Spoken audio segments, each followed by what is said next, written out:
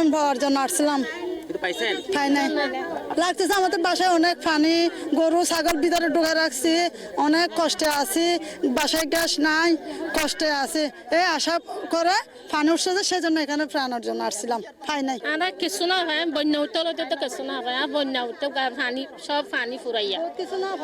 ওনারা যেটা বলতেছে আপনাদেরকে প্রায় সময় দিছে, আজকে কোন সময় কি না আজিও না ভাই, হালিও না ভাই, ফোরও না ভাই, না ভাই কিছু না ভাই আপনি।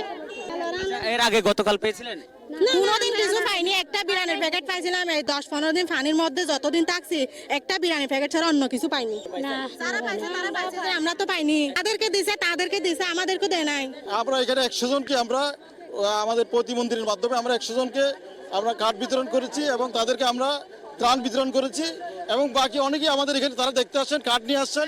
আমরা ভবিষ্যতে যদি আমাদের উপজেলা পরিষদ থেকে বা ইউনিয়ন পরিষদ থেকে কোনো আমরা ত্রাণ দিতে পারি তাহলে এইগুলি আমরা তাদের প্রাধান্য দিব। এই আশায় আমরা তাদের থেকে আমরা কি নিচ্ছি, আমরা ত্রাণগুলি নিয়ে নিচ্ছি। অর্থাৎ ত্রাণ অনেকে পায় নাই, অনেকে পায় নাই। যেটুকু এখানে পানি আমাদের হঠাৎ করে এটা প্রোগ্রামটা হয়ে গেছে। আমরা মূলত এতগুলো জনগণের ঘরের মধ্যে পানি উঠছে সেটা হয়তো আমরা নেমেও দেখতে পারি নাই। এখন দেখতেছি সবার ঘরেই পানি। মূলত আমি আজকে এসে দেখলাম যে এদের দরিদ্র পরিবারগুলো সবগুলো উঠে আসছে। আমাদের মন্ত্রী মহোদয় মনে করেন 100 জনের জন্য প্যাকেট আনছে। এটা অতিরিক্ত মানুষ হওয়াতে উনি দিতে পারে নাই। এটা আমরা ইনশাল্লাহ চেষ্টা করব।